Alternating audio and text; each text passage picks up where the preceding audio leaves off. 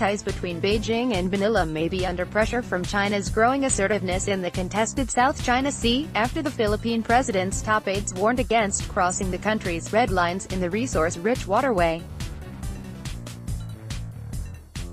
While the harsh words this week deviated from the Rodrigo Duterte administration's friendlier line, analysts say domestic political pressure has pushed Manila to be less cozy with Beijing, even if military conflict over the disputed waters remains unlikely.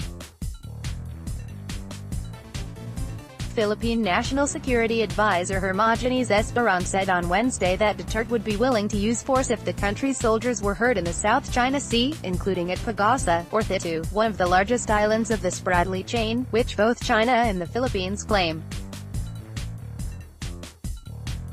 Just the other night, the president said, "If my troops are hurt there, that could be my red line," Esperon told reporters.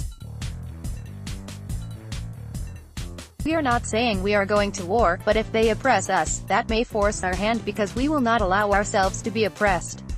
Philippines, rebuilding runway on South China Sea Island. The comments follow those by Philippine Foreign Secretary Alan Peter Cayetano earlier this week that Duterte would go to war if China crossed its lines by engaging in oil and gas extraction or constructing on the disputed Scarborough Shoal.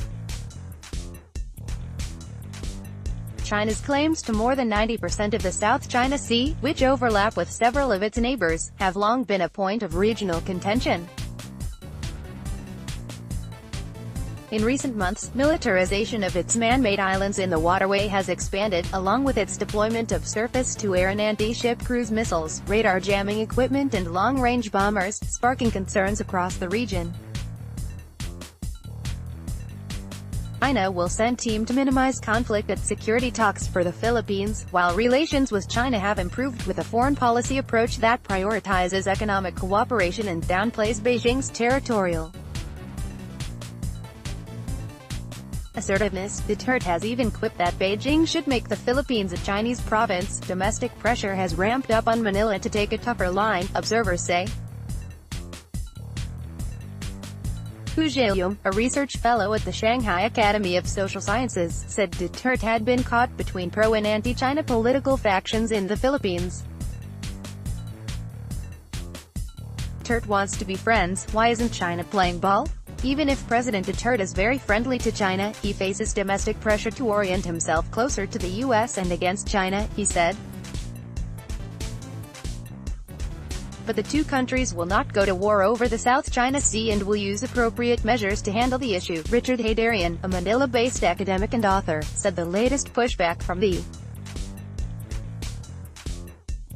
Duterte administration reflected the effectiveness of growing domestic pressure, in particular from the defense establishment that remains wary of China and close to the US, as well as the media, opposition parties and prominent statesmen.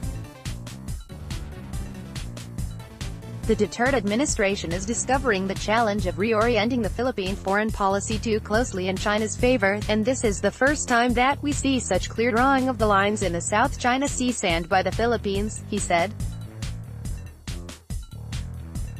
Duterte will have to take the concerns of other veto players into consideration. Philippines modernizes its weak navy as China muscles closer. Colin Coe, research fellow at the S. Rajaratnam School of International Studies in Singapore, also said the remarks were intended to ease domestic concerns rather than to signal a tougher stance on China. But the country's resumption of its Balikatan military exercises with the U.S., its defense ally, showed Manila would continue to balance its ties between the two powers, he said.